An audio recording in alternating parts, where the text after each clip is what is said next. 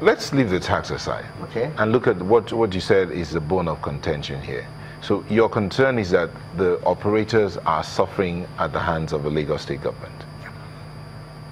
You talked about having 4 judgments, an appeal court judgment, which is the most superior of all of them that you have, and then this one which you said you're going to appeal, but yet the operators are still suffering.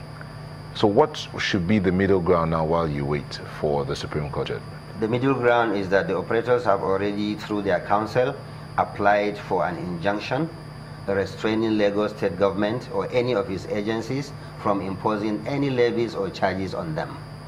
And that has to be respected by Lagos. If these 4 judgments you have are not respected by Lagos, what gives you the confidence that that will be respected? Oh, it will be respected, sir. You know why? The law, the rule, we are operating under the rule of law. It is not a military dictatorship. And there are processes where when you disobey court orders, there are consequences. The National Inland Waterways has been in existence for quite a while, and the law that sets you up, at Decree 13, 1997 or thereabouts, has been amended over time. But how effective has NIWA been? I mean, for Lagos to even begin to say, it's time for us to manage our own waterways, would you say that NIWA has been effective? I want to say that NIWA has been effective for several reasons. Even though I may be the piper blowing my pipe. But I will give you maybe 2 or 3 examples. Now, before 2015, for you to move from CMS to Ikorodu or vice versa, you take about 4 hours. NIWA was able to attract a private investor, created an enabling environment for them here in Lagos, and they brought in 9 brand new vessels costing over $100,000 each, and between CMS and Ikorodu takes only 30 minutes. They also ply passengers between Victoria Island and Ikorodu.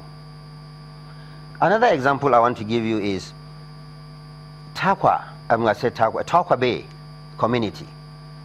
Is a littoral community. The only way they can come to Lagos is by water, and they pay through their noses. Do you know what NIWA has done? NIWA deployed a water bus which now commutes between CMS and Takwa Bay on a daily basis at half the price of what private operators are charging them.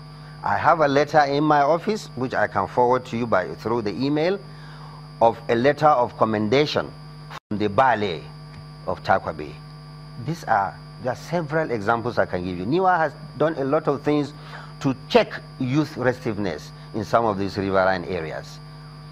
Maybe we should be making more noise. If I could follow up on that, pardon me, you know, the comments credited to the governor says, he says the era of uncontrolled dredging is over, and this serves as a clear warning to the Lagos State government, a clear warning that the Lagos State government will now take firm control of its inland waterways and adjoining lands. It goes on and on.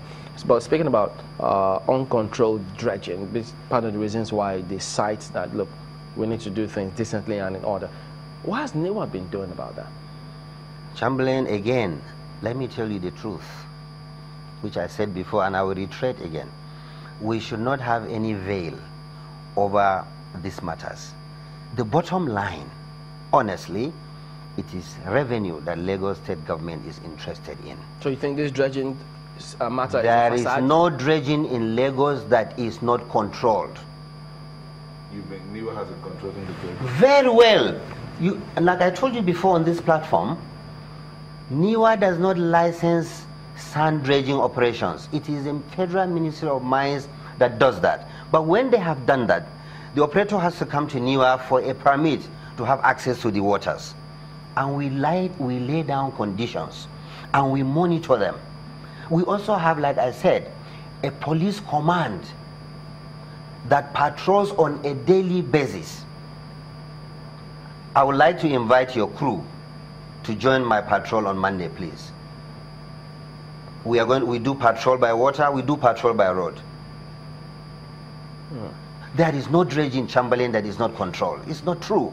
What about this argument that they say that as a result of some of the recent dredging that was going on, some other areas became flooded, and so they didn't do the due diligence in terms of the EIA, as it were? EIA is one of the conditions precedent for the grant of a permit by NIWA.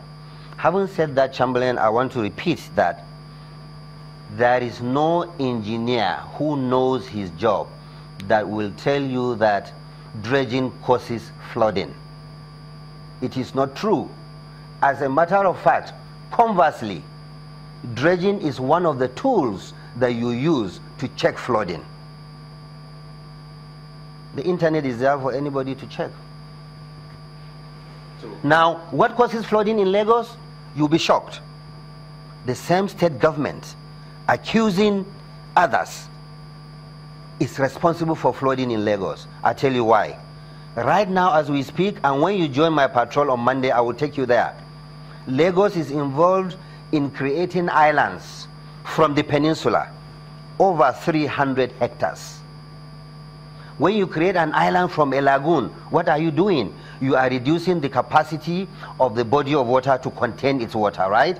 And now when torrential rain falls, it has less volume, less space to contain the water. What happens? It has to overspeed because water must always what? Find its level. And don't forget, Lagos is already below sea level. And successive governments in Lagos have not paid attention to drainage infrastructure. No investment has been done in terms of drainage infrastructure. So you say if Lagos is the one creating the islands and causing flooding by reason of that, has NIWA done anything about that? Well, NIWA, the only thing NIWA can do is to make sure that the reclamation they are doing conforms with certain standards. Are the standards being now, we are limited in the sense that under the Constitution, state governments have power of planning approval.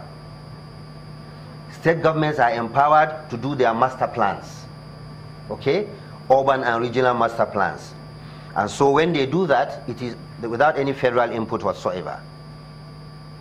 And when they do that, do they have right over the waterways? As in going to the waterways to like claim land from there to continue their planning? They don't have, because when they do their master plan, including the creation of an island from a lagoon, the beneficiary of that island, the private investor developing that island, must come to NIWA for permit. And we have never denied them permit. You know why? Because we feel we are partners in developing Lagos. So Lagos are partners in flooding Lagos? I am telling you, we are not partners in flooding Lagos. No, you said it here. You said here that Lagos State government is causing the flooding by reason of the reclaiming of the islands. They're reducing the volume of space that the lagoon has to contain water. Yes. You said so. Now, what do you want me to do? To deny them permits? But if you say, if you know it's going to cause flooding, do you state that look, this has its consequences? Do you state it to them in black and white? They know that. So why do you go ahead and give permits if you know it's going to cause a lot of problems? Maybe that's what we should start doing now that they are in the public domain accusing us of causing flooding in Lagos, whereas they are the ones causing it.